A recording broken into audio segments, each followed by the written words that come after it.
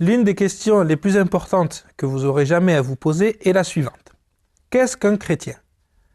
Votre destinée éternelle est liée à votre réponse à cette question. Alors, qu'est-ce qu'un chrétien? Un dictionnaire dirait un disciple de Jésus-Christ ou un membre d'une église chrétienne.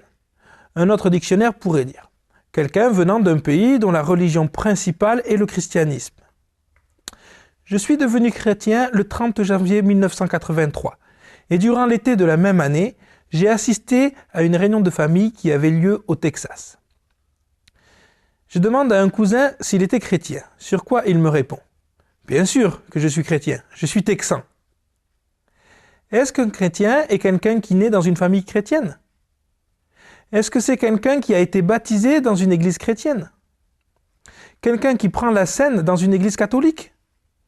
Quelqu'un d'actif dans un ministère quelconque? Qu'est-ce donc qu'un chrétien?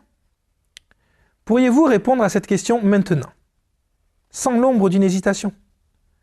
Je dois avouer que lorsque j'ai accepté Christ dans ma vie et lui ai donné ma vie sans hésitation, ce jour de janvier 1983, je ne savais pas vraiment ce qu'était un chrétien. Si l'on m'avait demandé durant les premières années après ma conversion de donner une définition du chrétien, j'aurais bredouillé des termes religieux tout en rougissant.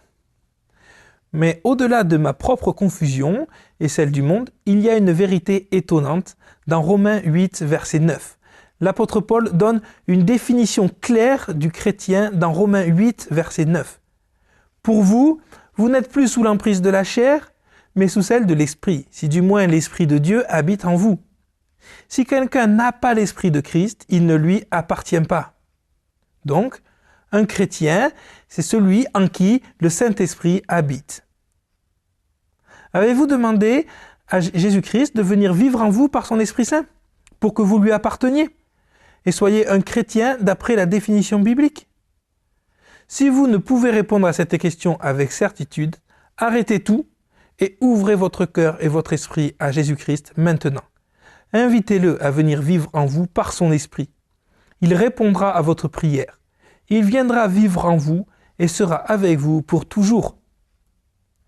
Alors vous lui appartiendrez pour l'éternité et vous serez intégrés dans la famille de Dieu.